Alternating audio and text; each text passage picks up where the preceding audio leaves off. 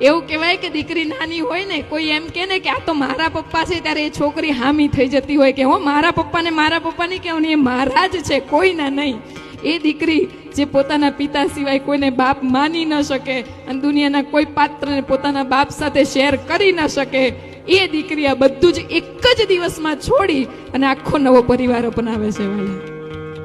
ત્યાં જઈને પપ્પા મમ્મી અને સાસરે જઈને ફોન કરે, પપ્પા મારા ઘરે આવજો. મારું ઘર? 18 વર્ષ જે ઘરમાં રહ્યા ને, 2 દિવસ એ ઘર છોડીને ત્યાં જતા રહે, એનું મારું ઘર માની લીધું વાલા 2 જ દિવસમાં.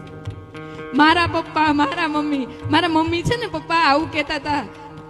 એની વાણી સાંભળજો. ક્યાંય એવું નથી આવતું એના પપ્પા, ક્યાંય નથી આવતું એના પપ્પા. જ્યારે ભાઈઓ સંબોધન કરે ને સાસુ સસરાને, ત્યારે એમ કે અમારે એના પપ્પા છે ને, એવું સંબોધન કરે. પણ દીકરી હંમેશા 2 પક્ષે મા બાપને સરખા રાખે છે વાલા. દીકરીઓ માટે તાળીઓનો ગડગડાટ હોય.